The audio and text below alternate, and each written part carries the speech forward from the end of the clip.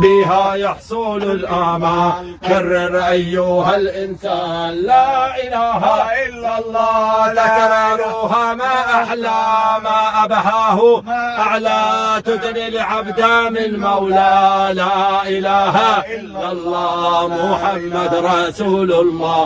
قد آتانا في الأخبار عن النبي المختار أن فالأذكار لا إله إلا الله خير الخلق عند الله. مدد مدد يا رفاعي مدد. مدد مدد يا رفاعي مدد. مدد يا رفاعي مدد. مدد مدد يا رفاعي.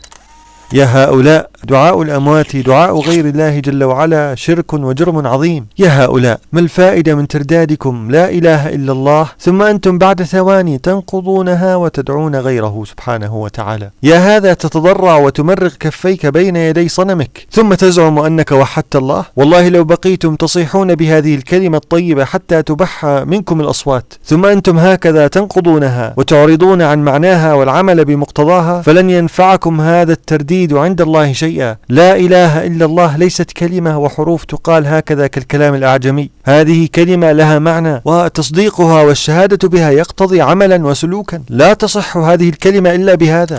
يا هؤلاء افهموا قولكم مدد يا رفاعي هذا شرك ينقض قولكم قبل ثواني لا إله إلا الله. إنما التوحيد أن يكون طلب المدد من الواحد الأحد سبحانه. طلب العافية والرزق والمغفرة والبركة وتفريج الكربات طلب ذلك يكون من رب الرفاعي والتيجاني والشاذلي رب الأرض والسماوات ومن فيهن رب العالمين. فأي عقل لديكم تطلبون ذلك من ميت؟ يا قوم تالله لو كان هذا المقبور نائما على سريره أمامكم لم يجب دعاءكم ولا شعر بكم وهو نائم، فما بالكم وهو ميت؟ هذا الميت إن صح أنه يسمعكم فهو في عالم آخر، هو في برزخ ما لكم وله. يا قوم هذا لا يملك أن يدفع التراب عن جسده. هذا الميت هذا المدعو يوسف الرفاعي لم يدفع عن نفسه المرض الذي كان سببا في موته. حبطت أعمالكم فأين عقولكم؟ أما تعقلون؟ هذا الميت احتاج لكم أنتم الأحياء، احتاج لكم لتغسلوه وتكفنوه وتواروه التراب. حينها لم يكن بمقدوره أن يكفي حاجته هذه، أفيكفيكم الآن حاجتكم؟ أين عقولكم؟ انظروا تأملوا، أما يكفيكم من النظر أن تعلموا أن الصحابة الأفاضل لم يأوي واحد منهم إلى قبر صحابي آخر ولا حتى إلى قبر نبيهم صلى الله عليه وسلم ويطلب منه المدد كما تفعلون أنتم الآن. لم يفعل هذا، لم يقفوا أمام قبره يقولون مدد مدد يا رسول الله، ولكنكم في جهل وكبر قد تلاعب بكم الشيطان والعياذ بالله. صدق الله تعالى الذي قال: ذلكم الله ربكم له الملك والذين تدعون من دونه ما يملكون من قطمير إن تدعوهم لا يسمعوا دعاءكم ولو سمعوا ما استجابوا لكم ويوم القيامة يكفرون بشرككم.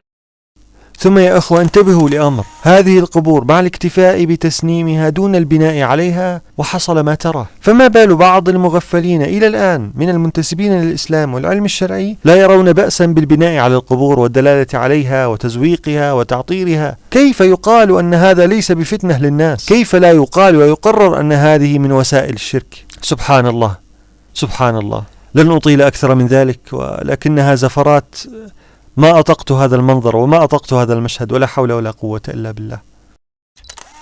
وانتبه كذلك أخ التوحيد أن هؤلاء القبورية مع دعاء القبور هؤلاء جهمية أشاعرة، وهذا الاقتران ذا دلالة إيانا أن نغفل عنها وننساها. لما كان الدين عند هؤلاء الجهمية الأشاعرة إنكار أن الله يحب وأن الله يسمع الآن القول وأن الله يضحك ويبغض ويرحم، حقيقة عندهم الله هكذا بلا صفات إلا صفات معدودة، وهذا كله أضعف إيمانهم. خلت قلوبهم من التأليه، جعلهم في لهفة لكل قبر أو شجر أو حجر يدعى أنه مبارك أو أن صاحبه يسمع ويستجيب ويرفق ويتلطف، وبالتالي هرعوا إلى هناك لملء فراغ قلوبهم.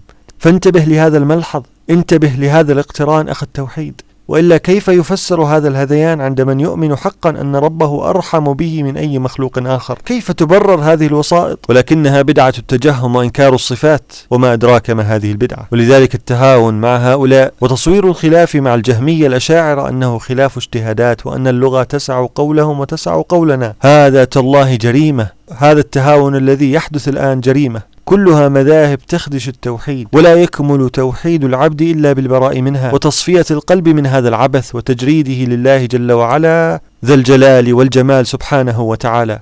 ولذلك كلما كررتم الكفران سنبقى نصدع بالحق الذي لا مرية فيه وننكر عليكم ما حيينا. عاملكم الله بما تستحقون. هذا ما تيسر والله المستعان، والسلام عليكم ورحمة الله وبركاته. وسط هذا الزحام هنا على اليوتيوب، هل وقفت في ثنايا هذه المواد المنشورة على مخالفة لأحد جوانب التوحيد أو مناكدة لأحد مقتضياته؟ أرسل لي الرابط، ففي هذه السلسلة سأعلق سريعا على ما وقفت ووقفت عليه، بما أرجو أن يكون فيه تنبيه للغافل ومذاكرة للدارس.